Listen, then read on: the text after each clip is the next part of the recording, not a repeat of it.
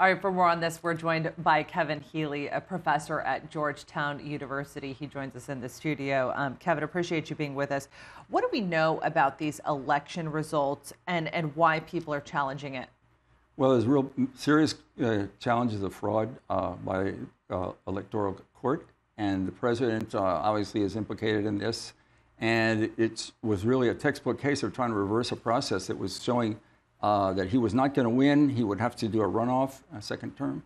And so basically, all of a sudden, the voting stopped, and nobody knew anything for another hour, what was going to happen, another day until what was going to happen. And so basically, threw everything into chaos. And then the president declared that he won later with a different set of figures that, look, we're going to come out through that process, those early returns.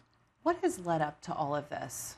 Well, I can say a number of things. I mean, it's not just people are against his violation of term limits, which he lost a referendum to do for term limits that he could not continue, but he went ahead and figured out a way to get around that anyway. So people are kind of really frustrated, but his performance in government, a lot of policies leading up to this have kind of exploded now because people thought this was going to come to an end.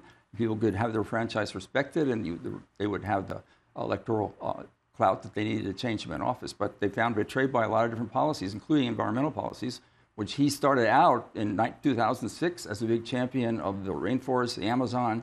He was a powerful voice from the indigenous people talking about how the paradigm was going to change and his government was going to show how this could happen and so forth. And then all of a sudden, 5 years later, he totally switched and started deforesting the Amazon at a faster rate than any other country on a per capita basis in the Andean region.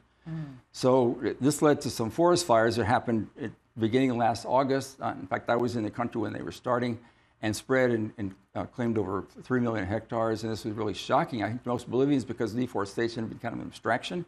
And when you see that much fire burning and how much forest lands and how many animals and how many villages, and so we're caught up in this, that people were outraged. And his response was very, very paltry, because he said, we don't need international help to get this done. And it turned out it was way beyond the means of the government, so they had to bring international support to get it done. So that led up to this vote, and I think that pushed a lot of people against him in the last moments. Well, that's certainly been a hot topic in the news, particularly regarding Brazil and what's happening in that country.